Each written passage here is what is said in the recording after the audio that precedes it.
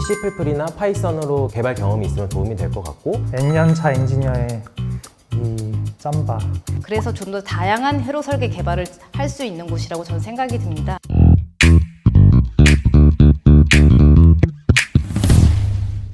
안녕하세요. 삼성전자 DX 부문 2024년 상반기 생산기술연구소의 직무기술서를 소개해드릴 생산기술연구소의 채용 담당자 서은청 프로입니다. 저희가 최근 입사하신 신입사원분들을 대상으로 간단한 설문조사를 진행한 적이 있는데요. 무려 80%의 신입사원분들이 직무기술서가 회사와 사업부 선택에 가장 큰 영향을 끼쳤다고 대답해 주셨습니다. 채용 담당자인 제 입장에서는 직무기술서가 일종의 답안지라는 생각이 드는데요. 저희가 하는 업무가 이런 것이고 이런 업무를 잘 해낼 수 있는 잠재력이 있는 분들을 채용하는 것이기 때문에 직무 적합성 평가 및 면접에서도 일관성 있는 평가의 기준이 되기 때문입니다. 그만큼 삼성전자 입사를 준비하시는 분들께 중요한 것이 이 직무기술서일 텐데요. 하지만 동일한 설문조사에서 애매모호한 표현 때문에 직무기술서를 이해하기 어렵다는 의견도 많았습니다. 그래서 오늘은 생산기술연구소 생기연의 2개의 직무의 현직 엔지니어 분들을 모셔보고 조금은 알쏭달쏭한 이 직무기술서가 대체 무슨 뜻인지 알아보는 시간을 가져보려고 합니다. 본격적으로 직무기술서 해체에 앞서서 이 생기연이 아직 익숙치 않은 분들을 위해서 간단히 생기연의 역할을 요약해서 설명해 드리려고 하는데요. 생산기술연구소는 삼성전자 DX 부문 직속의 연구소인데요. DX 부문 생산기술 미래를 선도하는 솔루션 프로바이더로서 로봇, AI, 자동화 기술과 디지털 트윈으로 스마트 팩토리를 구축하며 제품 디자인 성능 향상을 위한 신소재 및 공정 기술 등 선행 요소 기술 개발에 앞장서고 있습니다. 사실 이렇게 말씀을 드려도 아직 감이 잘 안 잡히실 듯 한데요. DX 부문의 다양한 사업부들이 제품을 개발 또 생산하는 단계에서 겪는 어려움을 해결해 주고자 연구 개발을 전담하는 연구소라고 생각해 주시면 될 것 같습니다. 자세한 사항은 소프트웨어 개발, 회로 개발 현업 프로님들을 모시고 다시 한번 자세히 이야기 나눠보도록 하겠습니다. 네, 안녕하세요 두 분. 오늘 귀한 시간 내주셔서 감사드립니다. 간단하게 자기소개 부탁드릴게요. 네, 안녕하세요. 저는 2019년도 상반기 입사해서 로봇 관련 소프트웨어를 개발하고 있는 한주찬입니다. 안녕하세요. 생산기술연구소에서 스마트 팩토리 팀에서 시스템 관련 소프트웨어를 개발하고 있는 박은지입니다.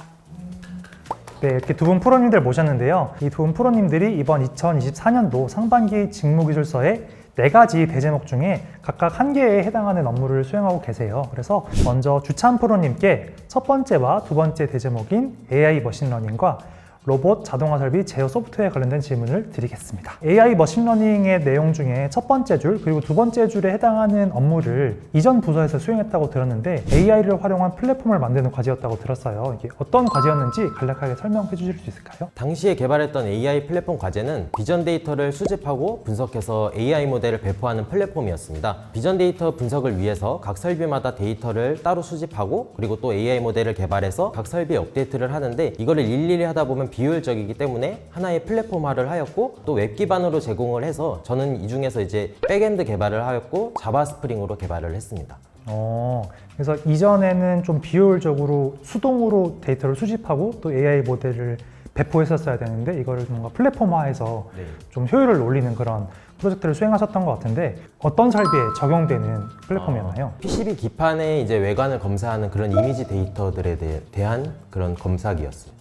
PCB 기판이 양품인지 불량인지 판단하는 그 비전 검사기에 해당하는 프로젝트를 수행하셨던 것 같은데 아까 또 말씀하셨던 것 중에 자바 스프링이라는 언어를 사용해서 백엔드 개발을 하셨다고 하셨는데 혹시 이전에도 관련된 언어라든지 백엔드 개발에 경험 있으신가요? 아니요, 저는 백엔드 개발 경험은 없었고 당시 이제 과제하면서 배우면서 했습니다. 모르는 일인데 맡게 되신 거잖아요. 업무를 하면서 배우셨을 것 같은데 어떤 게 가장 큰 도움이 되셨나요? 보통 이제 새로 배우게 되면은 사내에서 좀 제공하는 교육들이 많이 있어서 저도 당시에 서버 개발 관련 교육을 또 이렇게 일주일 정도 다녀오고 그러면서 좀 현업 이제 업무라고 병행하고 그렇게 했습니다.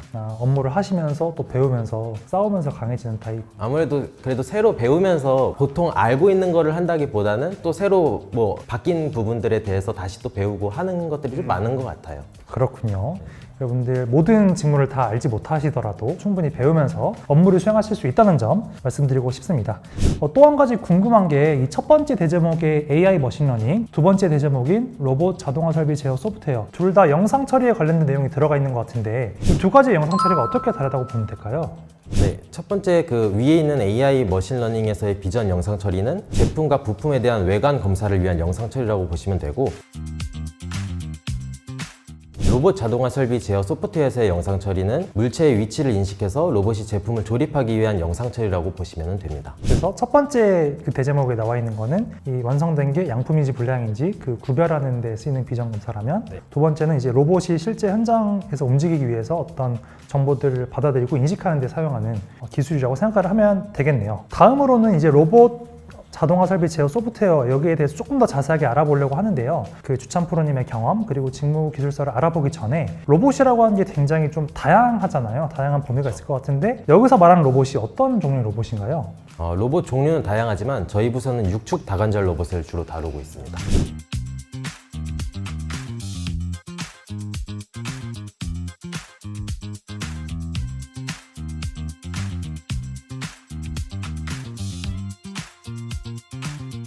네, 38이라고 생각하면 6개의 축을 가진 로봇. 예, 맞습니다. 이런 로봇들을 주로 어디에 사용하게 될까요? 삼성전자 생산법인에서 로봇을 사용하는데 로봇으로 부품을 조립하거나 제품을 포장할 때 등 여러 공정에서 사용을 하고 있습니다. 뭔가 주로 이제 산업용 로봇이라고 생각을 하면 되겠네요. 흔히 생각하기에는. 이 로봇 관련해서 첫 번째 줄에 나와 있는 게 이제 산업용 로봇 제어기 UI UX 개발에 대한 내용이 있는데 요거 관련해서 지금 업무를 맡고 계시다고요? 네, 맞습니다. 저는 이제 산업용 로봇을 제어하기 위한 이제 TP라고 티칭 펜던트가 있습니다. 이 TP는 로봇을 간편하게 조작하기 위한 웹 기반 UX UI로 개발을 하였고, 사용자 편의성과 안전을 고려해서 개발을 하고 있습니다. 산업용 로봇이 있으면 이걸 뭔가 컨트롤하기 위한 어떤 컨트롤러의 역할을 하는 TP를 주로 개발을 하고 계신 것 같습니다. 그렇다면 이 TP 개발 요거 말고 혹시 로봇 관련해서 맡고 계신 다른 과제가 있다면 어떤 게 있을까요? 제가 지금 하고 있는 과제는 로봇 시뮬레이터 과제하고 그리고 또 로봇 관리 시스템 이렇게 두 개를 하고 있습니다. 먼저 로봇 시뮬레이터를 말씀드리면은 사용자가 이제 로봇 동작에 대한 프로그래밍을 다 하면은 그것에 대한 동작 검증을 하기 위해서 시뮬레이터로 동작 검증을 한다고 보시면 되고, 그 제어기에서의 그 값들을 로봇이 받아서 움직이는데 그거를 이제 PC와 통신을 해서 렌더링을 해서 보여주는 거라고 보면 됩니다. 두 번째로 로봇 관리 시스템을 말씀드리면은 각 생산법인에서의 모든 로봇들을 모니터링을 하고 있고, 또 그 소프트웨어 버전을 업데이트할 때 배포를 하기 위해서 사용을 하고 있습니다. 그래서 이 데이터들을 하나씩 수집을 하고 또 분석을 해서 원격으로 유지보수를 하는 데 사용을 하고 있고, 웹 기반으로 개발을 하고 있습니다. 그렇군요.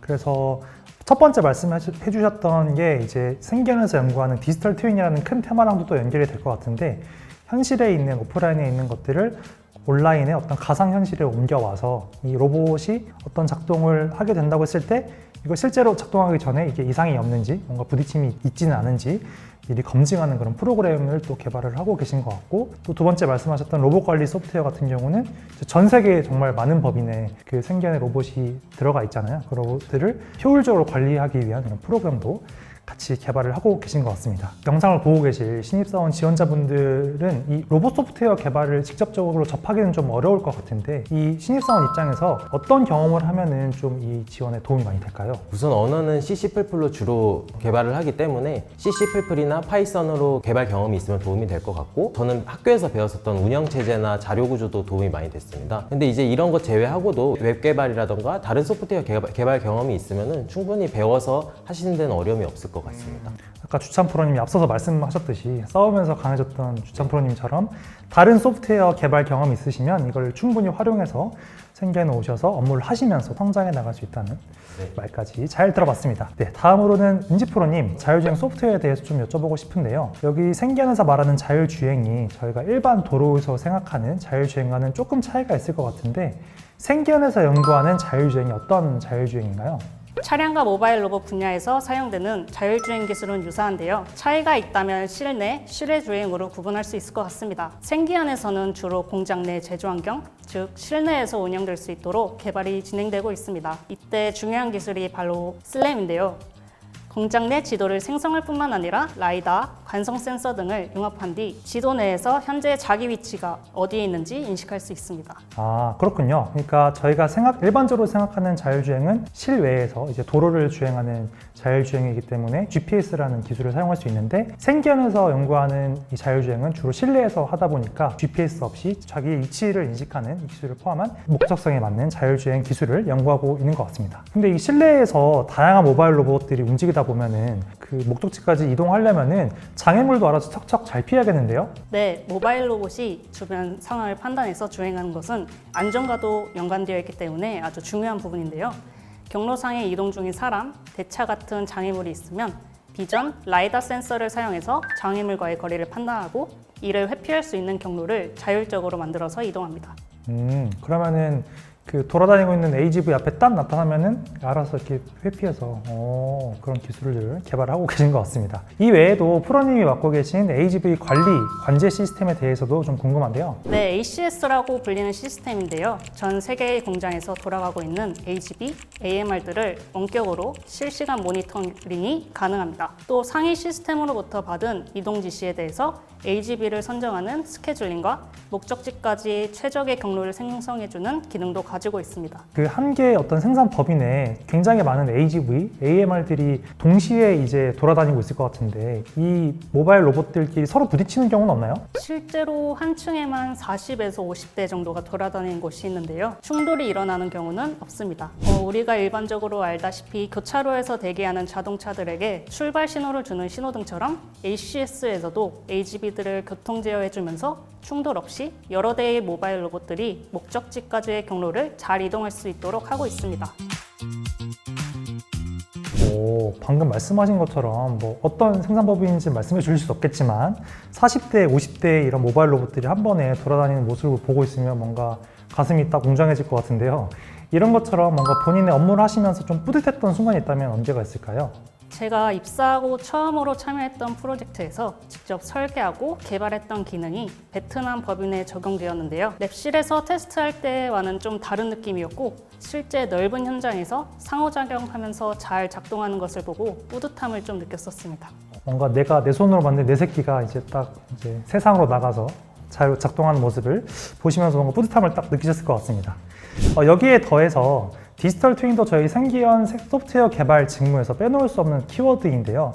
민지 프로님께서는 이 모바일 로봇의 위치 데이터를 전송함으로써 디지털 트윈 기술을 직접 지원하신 경험이 있으시다고요? 네, 현실을 디지털, 가상으로 옮기기 위해서 위치 데이터가 필요해서 지원한 적이 있습니다. 실제 디지털 트윈을 통해서 모바일 로봇뿐만 아니라 로봇팔, 자동화 설비 등 실제 제조 환경을 3D로 디지털화하여 실시간으로 모니터링이 가능합니다. 이러한 많은 제조 데이터가 모이고 모여서 이상 감지, 예측 등에 사용되어 보다 효율적인 제조 환경 구축이 가능하죠. 네, 잘 들었습니다. 그 디지털 트윈 그리고 빅데이터라는 이 대제목 관련해서는 이뿐만 아니라 요즘 가장 큰 화두인 생성형 AI를 통해서 각 제조법인의 상황별 조치 가이드 및 리포트 자동화 등 새로운 기술들을 개발하고 있다고 합니다. 이제 다음 페이지로 넘어가서 자격 요건 그리고 우대 사항들에 대해서 좀 살펴보려고 하는데요. 이 우대 사항과 자격 요건 중에 나는 몇 가지나 해당한다고 생각하시나요? C++, 파이썬으로 코딩을 주로 해왔고 전자전공 그리고 수학과 연구실 생활을 통해서 프로젝트를 해본 경험이 있어서 한 3개 정도 되는 것 같네요. 저는 지원했을 당시였으면 한 2개 정도였을 것 같네요. 다라고는 말하기 좀 어렵네요. 네. 그럼 현재 기준은? 현재는 다라고 생각합니다. 역시 N년차 엔지니어의 이 짬에서 나온 바이브가 대단한 것 같습니다. 하지만 프로님들이 생각하는 자격 요건 그리고 우대사항이 있다면 어떤 것들이 있을까요? 소프트웨어 직무의 경우 프로젝트 경험을 해보는 게 좋은 것 같습니다. 다만 나 많이 해봤다가 아니라 각 상황에 맞는 적합한 알고리즘을 찾아가고 적용하는 과정으로 문제 해결 능력도 기르고 또 배워나가는 것이 있을 테니까 좋은 도움이 될 것 같습니다. 네, 우선 관련 분야 인턴이나 이제 프로젝트를 해본다면 정말 좋을 것 같은데 꼭 그렇지 않더라도 소프트웨어 개발 경험이 있으시고 또 그 적성에 잘 맞으시다면 오셔서 충분히 배우셔서 하는데 어려움 없을 거라고 생각하고 좀 새로운 것을 잘 받아들이는 것이 익숙하시다면 오셔서도 잘 할 거라고 생각합니다. 네, 소프트웨어 개발 직무 두 분 오늘 좋은 의견, 좋은 시간 감사드립니다. 수고하셨습니다. 네, 이어서 회로 개발 직무의 두 분 프로님 모셔봤습니다. 안녕하세요. 오늘 귀한 시간 내주셔서 감사합니다. 간단하게 자기소개 부탁드릴게요. 안녕하세요. 생산기술연구소 요소기술팀 하드웨어 기술 그룹에서 회로 설계 업무를 하고 있는 조수연입니다. 네, 안녕하세요. 저는 지난 8월에 삼성전자 입사를 해서 9월부터 생산기술연구소 요소기술팀 제품인력그룹에서 회로 개발 직무로 일을 맡고 있는 백수호라고 합니다. 반갑습니다. 네, 먼저 직무기술서의 맨 처음 전자파 회로 설계 및 검증 자동화라는 부분이 눈에 띄는데요. 회로 설계를 자동으로 한다? 이 수호 프로님이 소속된 그룹에서 진행하고 있는 업무로 알고 있는데 간단하게 설명해 주실 수 있을까요? 저희 DX 부문은 세트를 만들다 보니 IC보다는 보드 단위 설계를 보통 많이 다루게 됩니다. 보통 이 하나의 PBA를 만들어내기 위해서는 회로도를 설계하고 검증하고 또 이를 PCB로 구현하는 이런 일련의 과정들을 거쳐야 하는데 이 설계와 검증을 자동으로 해주는 그런 솔루션을 개발하는 업무입니다. 방금 답변에서도 그렇고 그리고 사실 직무기술서 안에도 세트라는 단어들이 많은데 이 세트가 뭐를 의미하는 건가요? 휴대폰이나 어느 가전제품들처럼 그냥 하나의 완제품을 의미하는 단어입니다.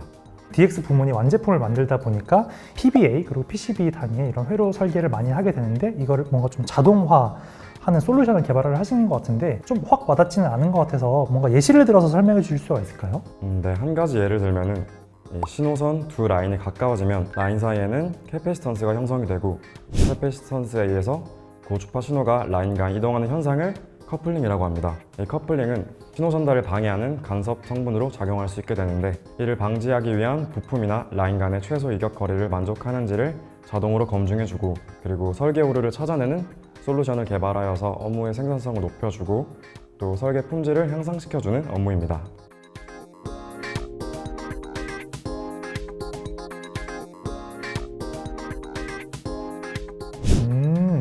뭔가 회로 설계에도 이제 AI가 딱 들어와서 자동으로 뭔가 설계도 해주고 검증도 해주는 것 같은데 혹시 이러한 기술들이 실제 제품이나 어떤 공정에 적용된 사례가 있을까요? 네, 저희 파트에서 관련한 과제를 진행하였습니다. 앞서 말씀드렸던 검증 단계에서의 자동화뿐만 아니라 설계 과정에서 IC의 배치나 배선을 자동화하여 서포트해주고 또 설계 데이터를 디지털화하여 이 노하우들을 자선화한 기술을 개발하셨습니다. 가전제품이나 TV 등 여러 다양한 제품의 설계와 검증의 솔루션을 적용한 것으로 알고 있고 이런 업무들에 관심 있으신 지원자분들께서는 이 직무기술서의 내용을 고려해서 지원을 하시면 너무 좋을 것 같습니다. 그 사례까지 설명을 잘 들어봤습니다. 다음 대제목이 디지털 인베디드 회로 및 하드웨어 시스템 개발인데요. 사실 이 대제목 같은 경우는 생기연의 회로 개발 직무라면 어떤 부서든 해당되는 좀 브로드한 내용이 될 것 같은데 각자의 그 부서에서 맡고 계신 업무 그리고 직무에 관련해서 좀 설명해 주시면 좋을 것 같습니다. 이 직무기술서의 첫 번째 줄에 나와 있는 고집적 고성능의 유무선 디지털 인베디드 회로 시스템 개발에서 가전제품에 탑재되는 인베디드 시스템 개발 업무를 맡고 있습니다.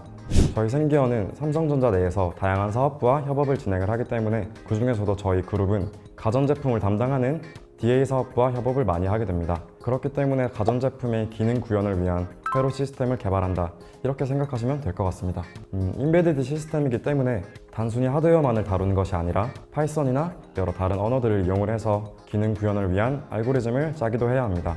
그렇기 때문에 하드웨어만 아는 것이 아니라 시스템 개발에 관한 폭넓은 공부와 이해가 필요할 것 같습니다. 저희 파트 관련 내용으로는 검사 계측기용 유무선 회로 및 시스템 개발과 좀 연관이 많은데요. 세트 제품을 생산하는 제조 공장에서는 제품의 성능을 보장하면서 검사 시간까지 좀 단축할 수 있는 검사 방법 및 시스템 개발이 되게 중요합니다. 신규 RF 기술들이 제품에 들어갈 때 예를 들자면 5G 마이크로웨이브 기술, UWB 기술 같은 것들이요. 그런 신규 RF 기술들을 적용, 제품으로 처음 양산할 때 정확하면서 간단한 검사 방법과 검사 시스템들을 개발해서 제조 검사에 적용하고 있습니다. 수연 프로님께서 말씀해 주신 것처럼 저희 생기연에서 연구하는 분야는 이런 새로운 RF 기술들, 5G 같은 RF 기술들이 나오면 제품을 적용하는 것도 연구하지만 이게 또 실제로 잘 생산되는 데 있어서 검사기와 계측기에 들어가는 이런 인베디드 시스템까지 개발한다는 내용 잘 들어봤습니다. 근데 수연 프로님 이게 직무기술서 보면은 최적화 검토라는 말이 되게 많이 나오는 것 같아요. 이게 회로 개발을 최적화한다는 건 무슨 뜻일까요?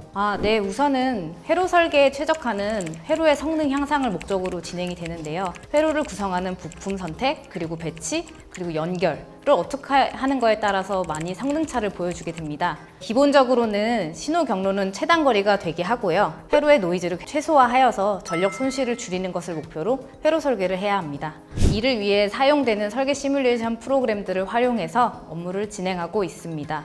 물론 설계 시뮬레이션 프로그램만 의지하는 건 아니고요. 예를 들어서 이제 특정 주파수에 대한 필터가 필요하다거나 아니면 ESD 이슈가 있을 경우는 소자 변경이나 루프 변경을 해야 되기 때문에 시뮬레이션 분석에 그리고 엔지니어의 지식까지 더해지는 이런 문제 해결 능력까지도 좀 필요하곤 합니다. 네, 회로 개발 최적화를 하기 위해서 설계 시뮬레이션뿐만 아니라 엔지니어가 가진 노하우까지 활용한다는 내용 잘 들어봤습니다. 이어서 세 번째 대제목을 좀 알아보려고 하는데요. 수연 프로님, 고속신호 전력 및 전자파 회로 부품 요소 기술 개발, 이게 대제목부터 너무 긴데 여기서 말하는 고속신호 전력이 어떤 걸 뜻하는 거죠? 5G 통신 뭐 이런 건가요? 저희가 고속신호라고 좀 통틀어서 얘기를 하자면요. 간단하게 설명드리면 이제 저희가 주고받는 이제 데이터가 굉장히 많잖아요, 요즘에는. 근데 결국엔 이 데이터가 크기만 큰데 빠르게 제대로 전송이 안 되면 사용하는데 굉장히 불편함이 많겠죠. 고속신호는 이러한 데이터 전송 속도를 향상시키기 위한 기술이어가지고 데이터 그리고 통신 등 다양한 분야에 굉장히 적용이 됩니다. 말씀하신 5G 기술 같은 경우도 데이터 전송 속도를 향상시키는 기술 중에 하나지만 적용처가 좀 다릅니다. 5G는 좀 이제 저희 통신사 광고에서 많이 들으셨잖아요. 이와 같이 이동통신 기술이어가지고 무선 모바일 환경에서 굉장히 활용이 많이 되고요. 고속신호 같은 경우는 좀 넓은 범위, 전자 시스템 내부 기화 그리고 케이블, PCB, 기판 같은 곳에서도 충분히 고려가 되는 기술입니다. 그럼 저희 생견에서 연구하는 고속신호는 어떤 핸드폰이라든지 이런 제품 내부에서 왔다 갔다 하는 고속신호들을 주로 연구한다고 생각하면 되겠네요. 그런데 이 고속신호 전력 및 전자파 회로 부품 요소 기술 개발의 밑에 있는 두 가지 줄의 내용이 굉장히 포괄적으로 좀 보이는데요. 혹시 해당 내용에 대한 자세한 설명 그리고 적용된 사례를 바탕으로 좀 더 설명해 주실 수 있을까요?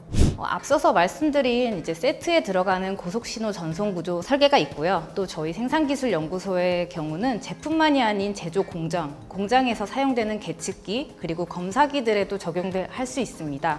제가 주로 하는 이제 신규 RF 최적 검사 기술을 위한 5G 검사 챔버나 안테나 필터 개발, 모듈 설계를 이제 주로 진행을 하고 있고요. 기존에 가지고 있는 계측기나 검사기의 부품을 오히려 염가화 그리고 공용화를 통해 가지고 이제 제조 현장에서 좀 효율을 높여주는 업무 또한 같이 병행해서 진행하고 있습니다.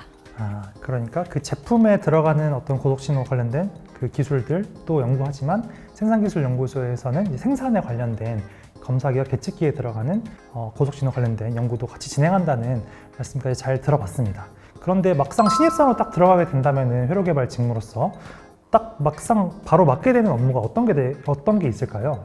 저도 그랬고요. 일단은 우선 회로 설계 직무로 들어오게 되면 기본적인 이제 회로 구조를 설계 그리고 구성 요소를 배치를 해서 그 시스템을 구성하는 일을 우선 하게 됩니다. 설계 후에 이 회로가 목적에 맞게 알맞게 구동이 되는지 그리고 테스터의 역할, 더 나아가 프로토 제작을 통해 가지고 그 성능 검증을 하는 역할도 맡을 수가 있겠죠. 사실 회로 설계라는 직무가 굉장히 넓게 뻗어나갈 수 있거든요. 그래서 배치하고 나서 과제를 맡게 됐을 때 또 새롭게 배우는 부분들이 굉장히 많을 겁니다. 그걸로 인해서 또 기존에 가지고 있던 지식에서 조금 더 더해질 수 있을 거고요.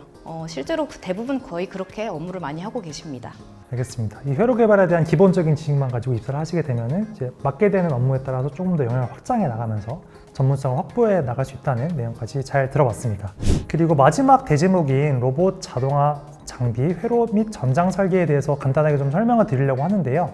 사실 이 부분에 대한 업무는 여기 두 분이 속해 계신 요소기술팀이 아닌 스마트 팩토리 팀의 업무인데요. 앞서 살펴본 소프트웨어 개발 직무분들께서 잘 설명해 주셨듯이 저희 생기원에서는 주로 산업용 로봇, 그중에서도 6축 로봇을 개발하고 있는데요. 회로 개발 직무분들은 로봇 제어용 컴퓨터에 포함되는 서버 인프 및 다른 자동화 설비와의 통신을 위한 인터페이스 보드 등을 개발하고 또 코딩도 하고 있다고 합니다. 또한 공장에서 사용하는 고용량의 전기를 각각의 로봇 제어기에 공급하기 위한 컨버터도 같이 개발하는 역할을 하고 계시다고 하네요. 마지막으로 커리어 비전과 작용 요건 그리고 우대 사항에 대해서 좀 더 말씀드려보려고 하는데요. 수호 프로님 이제 입사하신 지 1년 정도 되신 것 같은데 여기 나와 있는 커리어 비전 어느 정도 이루어지고 있나요?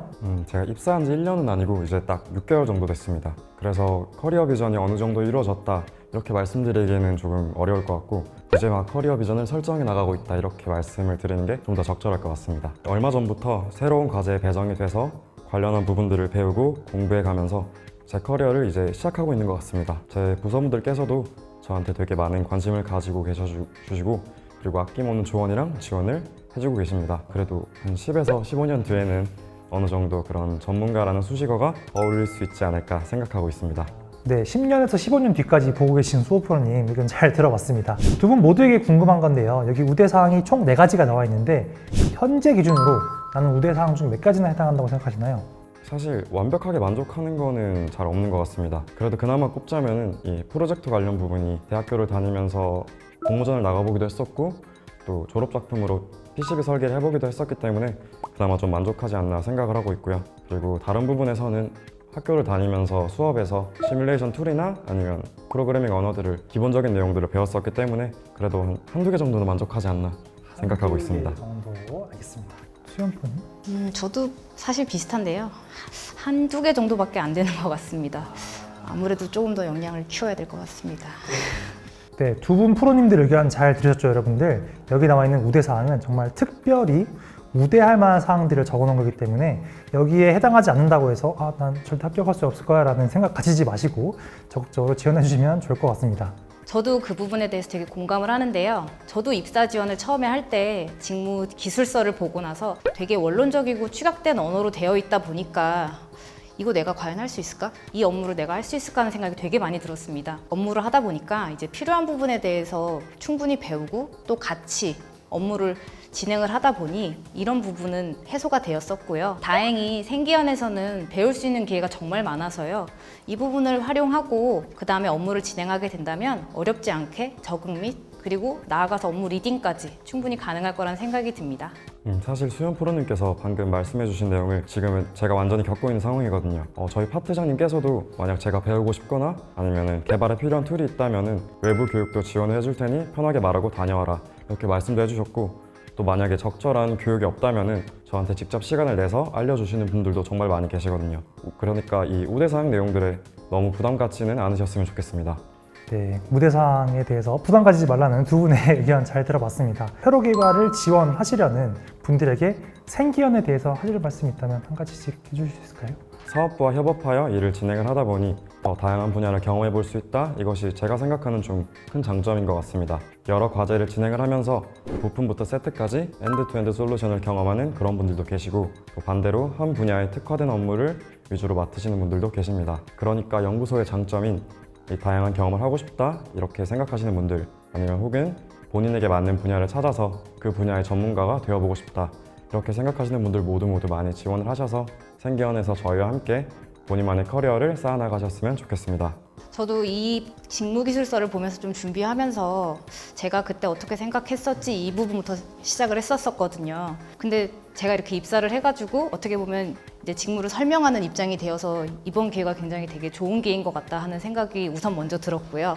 짧은 시간 동안 수호 프로님하고 생기현의 좋은 점이 너무 많은데 이제 그걸 좀 축약해서 막 여러 가지를 최대한 말씀드리려고 했는데 그게 전달이 최대한 잘 됐으면은 일단 그 부분에 대해서는 바랍니다. 2번 말해도 부족하지만 저희 생산기술연구소는 다양한 제품군 및 제조 현장까지를 아우를 수 있는 그래서 좀 더 다양한 회로 설계 개발을 할 수 있는 곳이라고 저는 생각이 듭니다. 그래서 이런 점이 굉장히 지원자들에게는 매력적이라고 생각이 들고요. 저를 포함한 저희 연구소분들 모두 열정적으로 업무에 임하고 계시거든요. 동료로서 꼭 인사할 수 있는 날이 오기를 기다리고 있겠습니다. 네, 이렇게 두 분 프로님의 마지막 한마디까지 잘 들어봤습니다. 오늘 회로 개발 직무 두 분 프로님 출연해주셔서 정말 감사합니다. 감사합니다. 감사합니다.